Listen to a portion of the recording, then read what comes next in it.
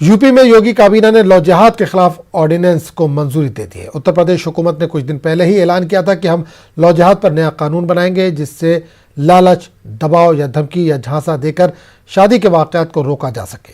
UP हुकूमत के तर्जुमान सिद्धार्थ नाथ सिंह ने कहा कि नाबालिग और SC/ST के मामले में 3 से 10 साल की सजा की तजवीज़ है। 25,000 रुपये तक जुर्माने की भी तजवीज़ है। वहीं इज्तिमाई तब्दील मजहब के मामले में भी 3 से 10 साल तक की सजा की तजवीज़ रखी गई है। इसके अलावा 50,000 रुपये का जुर्माना भी देना होगा। वाज़ेह है कि मजहब तब्दील करने के लिए DM के सामने 2 महीने पहले दरख्वास्त देनी होगी। एक ऐतिहासिक फैसले लिए हैं और उसमें सबसे बड़ा जो फैसला है वो है उत्तर प्रदेश विधि विरुद्ध धर्म संपरिवर्तन प्रतिषेध अध्यादेश 2020, जो कि आवश्यक है और उत्तर प्रदेश में कानून व्यवस्था को सामान्य रखने के लिए, इंसाफ दिलाने के लिए महिलाओं को और विशेष रूप से जो अनुसूचित जाति जनजाति के लोग हैं उन लोगों को जो एक इंसाफ मिलेगा, उस पर एक बड़ा फैसला कैबिनेट ने लिया है।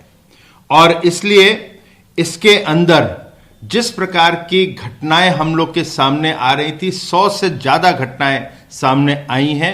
हाँ, देखिए, यह अध्यादेश हमने जैसा कहा था, आदरणीय योगी सरकार ने कहा था पहले ही कि अगर हम जरूरत समझेंगे तो लाएंगे, और हमें जरूरत लगी, क्योंकि जिस तरह से घटनाएं बढ़ रही थी धर्म परिवर्तन को लेकर, जिस तरह से धर्मांतरण कराया जा रहा था बच्चियों को जबरदस्त, इसलिए यहां पर हम कानून के लिए कह रहे थे। आदरणीय योगी जी ने आज यहां कैबिनेट में इसको हम लोग सबने पास किया है। तो जाहिर सी बात है कि ये जनहित का कानून है और इससे लोगों की जिंदगियां सुरक्षित होंगी। हमारी बच्चियों की, जिनको बहला फुसला कर लोग शादी कर लिया करते, जो लोग इस साजिश में शामिल थे, जो सिंडिकेट चला रहे थे और जो उनकी दुकानें चल रही थी, उनकी दुकानें भी बंद हुई हैं। और जो लोग इस तरह का सिंडिकेट चला रहे थे उनके खिलाफ कड़ाई से निपटने का काम करेगी सरकार। इस कानून के तहत उनको जेल में डालने का काम करेगी। अब हमारे उत्तर प्रदेश में सब नहीं चलेगा। यूपी हुकूमत के वजीर सिद्धार्थ नाथ सिंह के मुताबिक लॉ जिहाद के खिलाफ कानून में 1 साल से लेकर 10 साल की सजा की तजवीज़ है। इसमें अगर किसी को शादी के लिए मजहब तब्दील करना है तो जिला मजिस्ट्रेट को दरख्वास्त देने और 2 महीनों के अंदर दरख्वास्त को मंजूरी मिलने के बाद मजहब तब्दील करते हुए शादी करने की इजाज़त की भी तजवीज़ है। मुख्यमंत्री जी स्वयं बहुत गंभीर रहे हैं, हमारी पार्टी भारतीय जनता पार्टी भी गंभीर रही है, क्योंकि इस प्रकार के उसको एक शब्द भी दिया जाता रहा है लफ्ज़ जिहाद का। और इसके अंदर उत्तर प्रदेश के जब से हमारी सरकार है, अन्य इसमें मामले हमारे सामने आए हैं। उसके वजह कानून व्यवस्था के अंदर भी समस्याएं पैदा हुई हैं। उसके लिए आज हम लोग एक अध्यादेश लेकर आए हैं और इससे जो कानून है उसको ताकत भी मिलेगी। और इस प्रकार के जो छल कपट करते हुए, बल का इस्तेमाल करते हुए, प्रलोभन देते हुए जो लोग धर्म परिवर्तन करते हैं, उनके ऊपर भी कठोर कार्रवाई होगी। प्रावधान है, इसके अंदर दोनों प्रावधान है। एक तो इसके अंदर जो लोग करेंगे उनके ऊपर 3 कैटेगरीज हैं, जिसमें 1 साल से लेके 3 साल है, फिर 3 साल से 10 साल की भी कैटेगरीज हैं, जिसमें कहीं सामूहिक करते हैं उनके लिए भी 3 साल से 10 साल है। उसके अंदर धनराशि भी है, 15,000, 25,000, 50,000 का है। और साथ ही साथ जो महिला होती हैं उनको भी तो एक तकलीफ होती है, तो उनको भी सहायता मिलनी चाहिए। तो उस सहायता के लिए भी 5 लाख का प्रावधान रखा गया है। कोई एक जायज़ तरीके से भी करना चाहता है तो उसके लिए भी प्रावधान रखा गया है कि आप जिला मजिस्ट्रेट के सामने एक अर्जी देंगे। अर्जी देने के बाद आपको 2 महीने के अंदर आपको उसकी एक प्रकार से NOC दी जाएगी और फिर आप शादी करके तुरंत कहीं आप धर्म परिवर्तन करना चाहते हैं। मगर आप धर्म परिवर्तन नहीं करना चाहते और शादी करना चाहते तो उसकी तो इजाज़त है ही है, कानूनी इजाज़त है, संवैधानिक इजाज़त है। मगर वो करना चाहते हैं तो आप एक अर्जी देंगे तो उसमें भी इजाज़त मिलती है। वहीं लॉ जिहाद पर मुस्लिम दानिशवरों का मिला जुला रद्दअमल सामने आया है। जफर याब जिलानी कहते हैं कि ऑर्डिनेंस को देखने के बाद ही कुछ कहा जा सकता है। वहीं मौलाना यासूब अब्बास और खालिद रशीद फ़िरंगी बहली ने ऑर्डिनेंस का खैर मकदम किया है। एक तरीके का है ऑर्डिनेंस आएगा तो उसके बाद देखने के बाद उस पर सही कमेंट होगा। लेकिन ये बात पता नहीं उसमें कहाँ तक रखी गई है कि अगर 2 एडल्ट आदमी अपनी मर्ज़ी से शादी करते हैं तो चाहे वो 2 अलग अलग धर्मों के हों या 2 अलग अलग जातियों के हों या 2 अलग अलग मुल्कों के हों, उनकी शादी उनका प्राइवेट राइट है और इसको उच्चतम न्यायालय भी मान चुका है और उच्च न्यायालय भी मान चुका है। अभी जो 11 नवंबर को उच्च न्यायालय का फैसला आया है, जिसमें सिंगल जज के फैसले को उन्होंने कुलअदम किया है, उससे भी माना गया है। तो अब क्या है एक्चुअल लैंग्वेज, वे तो जब ऑर्डिनेंस पास हो जाएगा, इशू हो जाएगा, उसको देखने के बाद ही लोग तय किया जाएगा।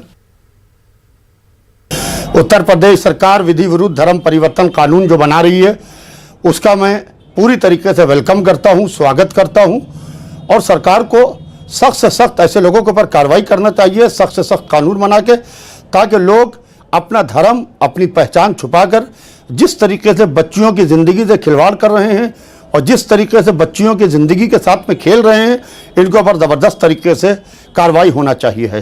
क्योंकि खाली अगर से कानून बना के रख दिया जाए और उसके ऊपर इम्प्लीमेंट न किया जाए तो ये बिल्कुल सही बात नहीं है। सरकार बाकायदा आदेश जारी करे कानून बना के और ऐसे लोगों के ऊपर सख्त हुकूमत उत्तर प्रदेश ने जो ordinance against unlawful religious conversion pass किया है, इसमें ये बात काबिल गौर है और अच्छी है और हम वेलकम करते हैं कि इसमें लफ्ज जिहाद का इस्तेमाल नहीं किया गया है। और जहाँ तक जो कवानीन बनाए गए हैं, जो इन ब्रीफ हम लोग की नज़रों से गुजरे हैं, उसमें जाहिर सी बात है किसी भी तरीके से किसी को भी अख्तियार नहीं है कि किसी को फोर्सफुल किसी का कन्वर्जन कराएं। और अपने यहाँ भी मजहब इस्लाम में पहले ही से फोर्सफुल कन्वर्जन की सख्त मनादी है और अपने यहाँ बिल्कुल भी इसको नाजायज़ करार दिया गया है कि कोई किसी का ज़बरदस्त। वहीं मौलाना अबू सुफियान निज़ामी ने कहा कि जिहाद एक मुक़द्दस लफ्ज़ है जिसे सियासी अगराज़ और मकासद के लिए इस्तेमाल नहीं किया जाना चाहिए। इन्होंने कहा कि लव जिहाद के नाम पर इस अंदाज के कानून बनाने की ज़रूरत नहीं थी। जबरन तब्दील मज़हब से मुतल्लिक़ कानून पहले से ही मौजूद है। लफ्ज़ जिहाद को प्रोपेगेंडे के लिए इस्तेमाल करना कतई मुनासिब नहीं है। देखिए, इस तरीके के कानून को बनाने की किसी भी तरह कोई ज़रूरत नहीं थी। हम पहले भी इस बात को कह चुके हैं कि जिहाद लफ्ज़ मज़हब इस्लाम का एक मुक़द्दस लफ्ज़ है। इसको इस तरीके के प्रोपेगेंडे के लिए इस्तेमाल करना कतई तौर पर मुनासिब नहीं है। आप जानते हैं कि इस मुल्क के अंदर जबरन मज़हब तब्दील कराने के नाम पर पहले से कानून मौजूद है। इसलिए महज सियासी मकासद को हासिल करने के लिए अगर इस तरीके से मज़हब इस्लाम को बदनाम किया जाएगा तो ये एक डेमोक्रेटिक सेटअप में रहने वाले शख्स के लिए एक अच्छी निशानी नहीं होगी। हमारा मानना है कि हमने जिस बात पर एतराज़ किया था, सरकार ने यही वजह है कि इस कानून में लव जिहाद का इस्तेमाल नहीं किया है। इस कानून का नाम अवैध रूप से धर्मांतरण निषेध विधेयक रखा गया है, जो कहीं भी ज़मीन पर एग्जिस्ट नहीं करता है। पहले से जो कानून मौजूद थे उनको इम्प्लीमेंट करने की ज़रूरत थी। नए कानून बनाने की मैं नहीं समझता हूँ कि किसी भी तरीके से कोई ज़रूरत थी। इलाहाबाद हाईकोर्ट ने अपने एक अहम फैसले में कहा है कि मुल्क के आइन के मुताबिक किसी भी शख्स को अपनी पसंद की शादी करने और मजहब इख्तियार करने का हक हासिल है। अदालत ने यह भी कहा कि अगर कोई शख्स शादी के लिए अपना मजहब तब्दील करता है, उसे यह हक कानूनी तौर से हासिल है। हाईकोर्ट के डिवीजनल बेंच ने अपने फैसले में मजीद कहा कि शादी के लिए मजहब तब्दील करने पर एतराज़ जाहिर करने वाले इलाहाबाद हाईकोर्ट के साबिका फैसले कानूनी तौर से मुनासिब नहीं है। हाईकोर्ट ने यह फैसला कुशीनगर के सलामत अंसारी के अर्जी पर दिया है। वादे है कि सलामत अंसारी ने 19 अगस्त 2019 को प्रियंका नाम की लड़की से इस्लामी रिवायत के मुताबिक शादी की थी। निकाह के बाद प्रियंका ने अपना नाम आलिया रख लिया था।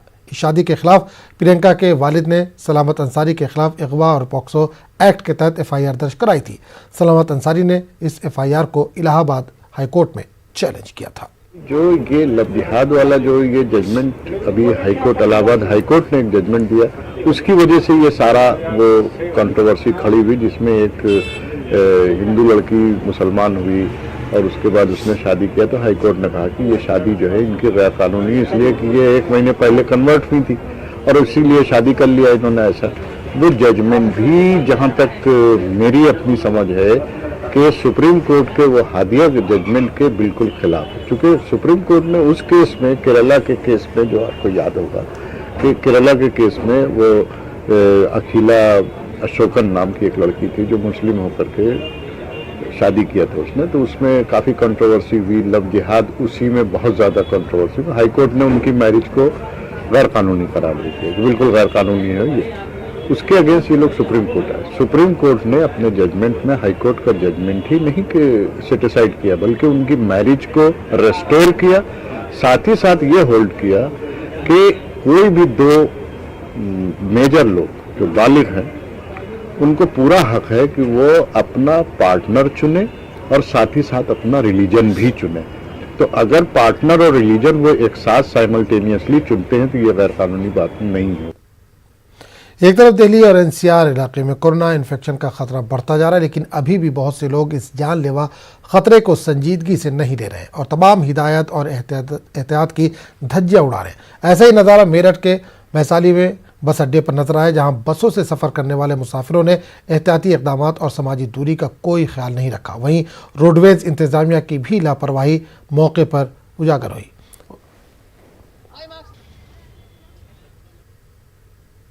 दिल्ली में कोरोना इन्फेक्शन की तीसरी लहर का खतरनाक हो जाने के बावजूद आप देख रहे हैं कि दिल्ली एनसीआर इलाके में पब्लिक प्लेसेस में किस तरह से बद एहतियाती हो रही है, और ख़ास तौर पर जो बस अड्डे हैं वहाँ पर देख सकते हैं कि किस तरह से भीड़ है और लोग इन्फेक्शन का खतरा होने के बावजूद सोशल डिस्टेंसिंग का ध्यान नहीं रख रहे हैं। एक तरफ जहां लोगों की एक गलती है कि वो सोशल डिस्टेंसिंग का ध्यान नहीं रख रहे हैं, वहीं एडमिनिस्ट्रेशन की भी बहुत लापरवाही है। सबसे बड़ी यहाँ पर लापरवाही एडमिनिस्ट्रेशन की ही कही जाएगी, जो परिवहन विभाग है, रोडवेज है और पुलिस इंतजामिया है, कि यहाँ पे किसी तरह का कोई इस तरह का इंतजाम नहीं है कि लोगों को बताया जाए कि आप मास्क लगाइए या सोशल डिस्टेंसिंग। आपकी क्या, कहाँ से आ रहे हैं आप? बिजनौर। कोरोना जांच कुछ हुई बॉर्डर के पास आसपास? नहीं, कोई जांच नहीं। रास्ते में किस तरह की? कोई जांच। खुद भी एहतियात बरतिए, बच्चों को भी सुरक्षित रखिए, क्योंकि अभी इन्फेक्शन का खतरा नहीं टला है। और आप लोगों को क्या जानकारी है इस चीज की? हाँ जी। फिर भी नहीं लगाया आपने मास्क? लगाऊंगी अभी।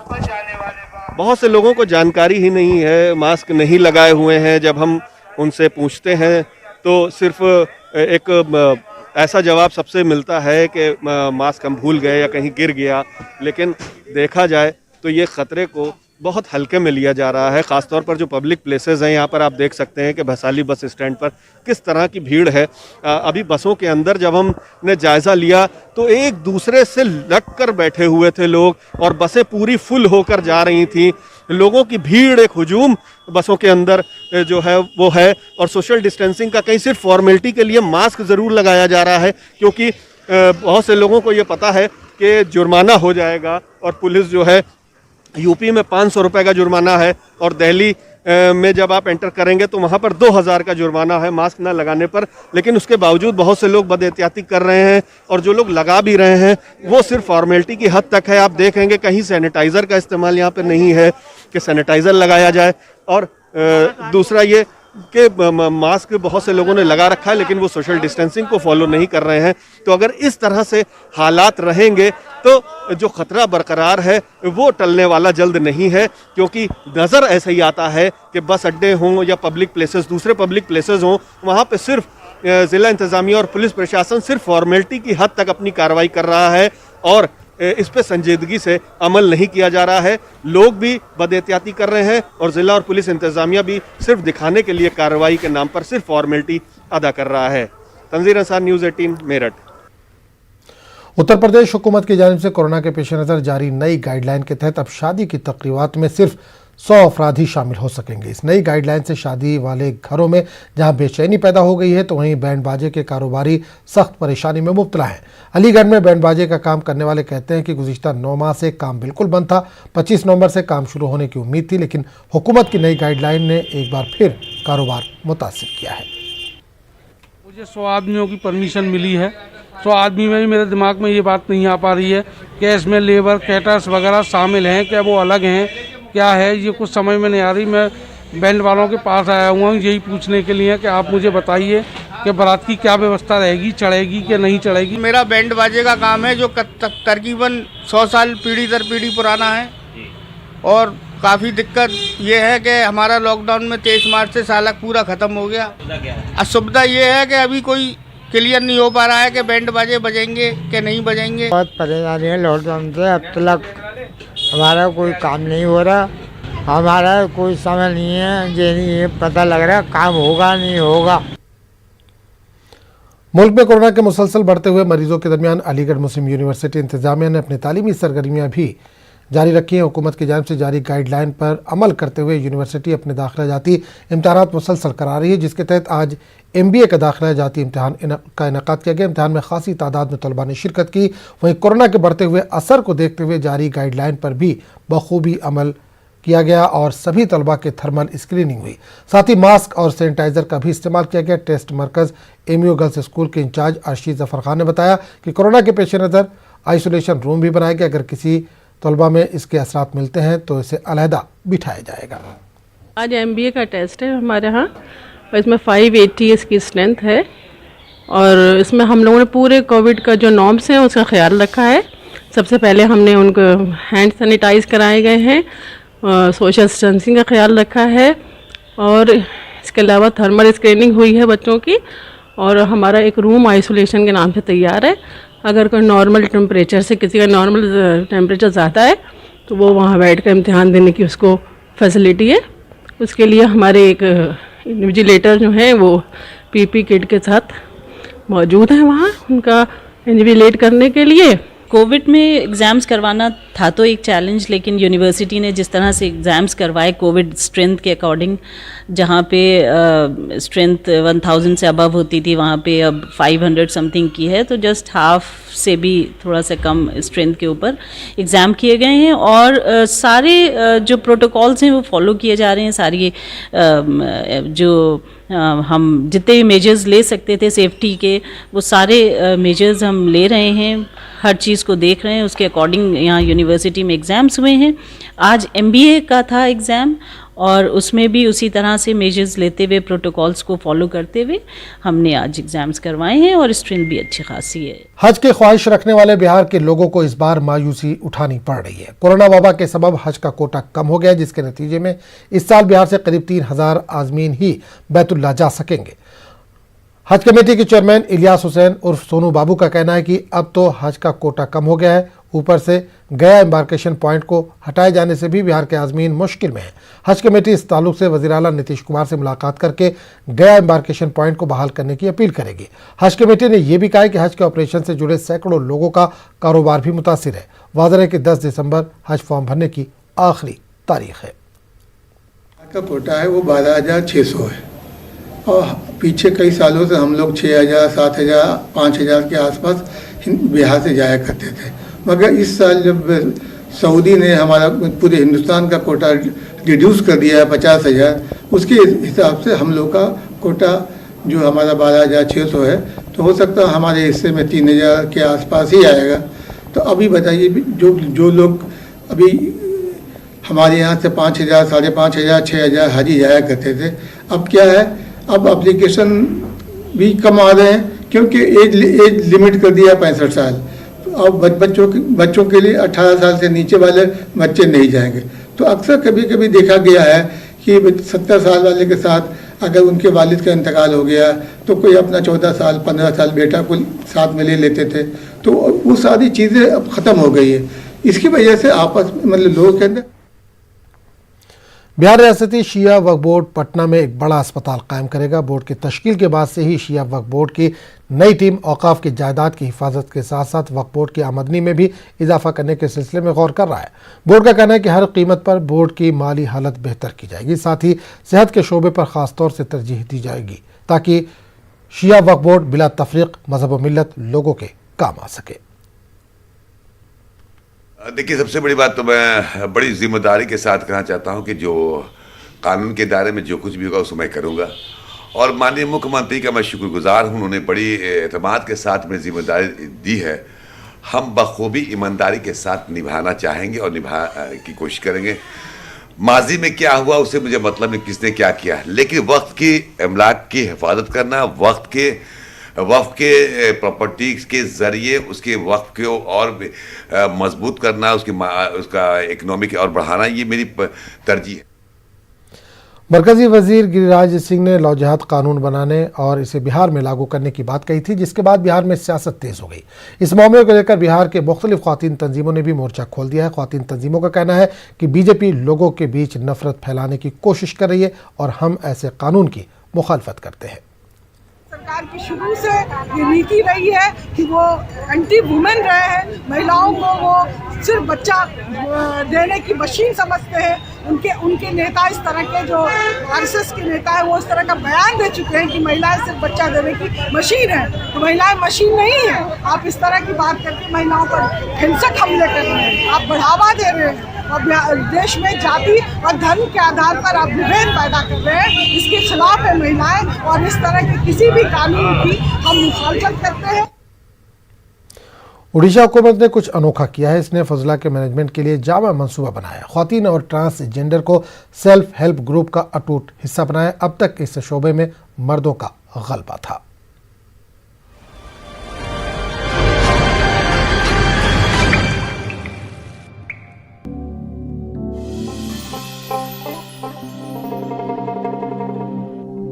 हम अग्रता सेल के मेंबर हैं। यहाँ पर 7500 महिला हैं, 63 एलएफ हैं। यही महिला समिति रे आमे प्राय स्वच्छता एफएसएससी सुपर बेसी काम करू, केमिति परिवेश स्वस्थ रहइबो से सब काम पर बेसी गुरुत्व दो।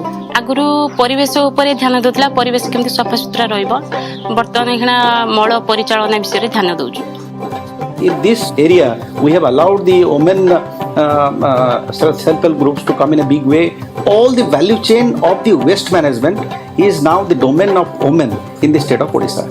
Odisha is a pioneer in the work which we are doing with SSG. So we thought, why not empower the group and make them the beacons for the whole change. At the time of containment, what we have done is they have actually constructed toilets and now they are managing those toilets. Second, during emptying and transportation, what we have done is that they are getting money for every refill for septic tank cleaning. And last, which we are very proud of, is that we have gone and we have started training the city level federation of SSGs in management of the septic treatment plants. 2 महीने से लेकर operation संभाल रहे हैं। इसे जो नया आता है हम लोग उसके बारे में उसको सिखाते हैं। यहाँ का एरिया परिष्कार हम एति जो मोड़ बाहर पड़ता कि अपरिष्कार होता से सब बंद होकर परिष्कृत सब भल भाव में सफाई कर जानिक भारी खुशी लगुच। बर्तमान पूरा सफा सुतरा देखिए बहुत भल लगुच, निजक शांति लगुच। हाँ आम जहाँ किसी कर एठिक आसवा द्वारा आमको बहुत साहस मिलूँ, शक्ति मिलूँ, आम 2 पैसा रोजगार कर घर लोक साहाय्य कर।